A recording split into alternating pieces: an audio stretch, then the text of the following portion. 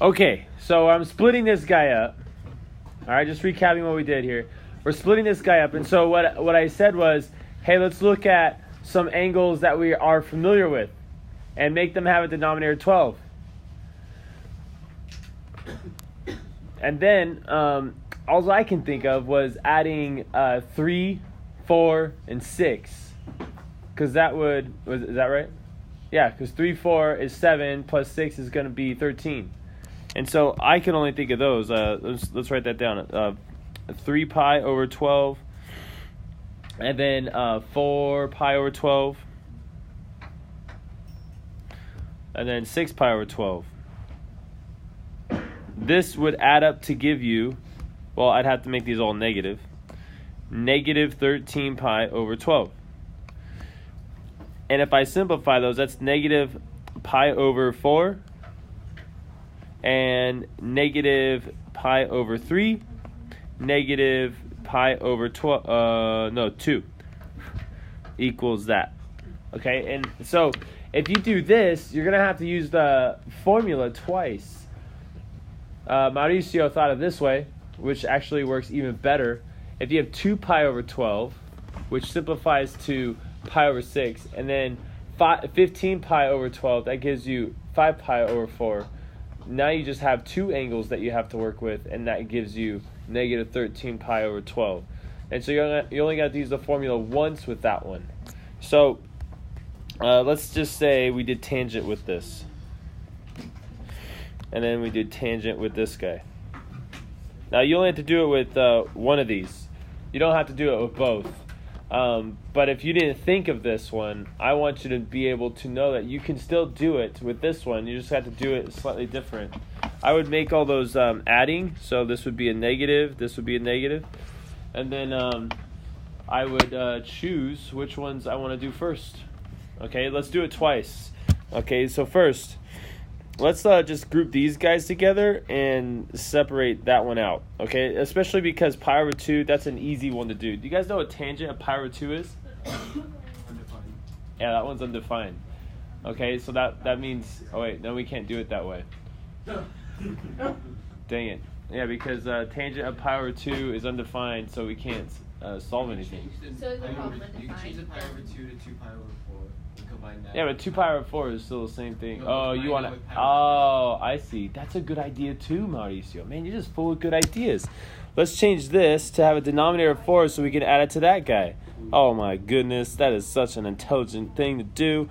Okay, so that's going to be negative 2 pi over 4. So I have negative 2 pi over 4 and negative 1 pi over 4. That's negative 3 pi over 4. Oh, I'm liking this. Oh, this is nice. Oh, this is very nice. Okay, let's do tangent of this guy. Yeah, now we only got 2 angles again. I'm loving life again. Let's do it. Okay, so on the top, we're going to have addition. So we have tangent of negative 3 pi over 4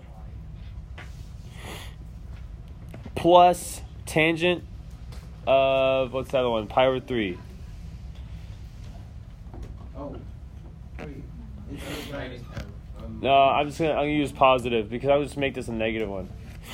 I'll get the same answer that way.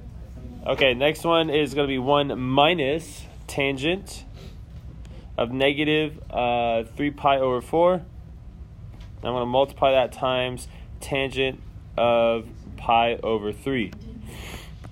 All right, do you guys know what tangent of negative 3 pi over 4 is? That's a positive one.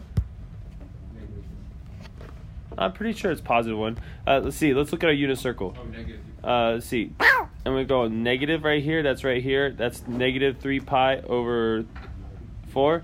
So this is a negative negative. Negative rad 2 over 2 and negative rad 2 over 2. And if I divide those, I get 1. So that's 1. And then what is tangent of pi over 3? That's right here. And that is 1/2 and rad 3 over 2. So if I divide those, rad 3 over 2 times 2 over 1, I get rad 3. So I get rad 3 right here. So I'm just adding 1 plus rad 3. And on the bottom, I have to multiply 1 and rad 3. And so our answer is going to be 1 plus rad 3 over 1 minus rad 3. That's a good answer, but it's not finished, I suppose.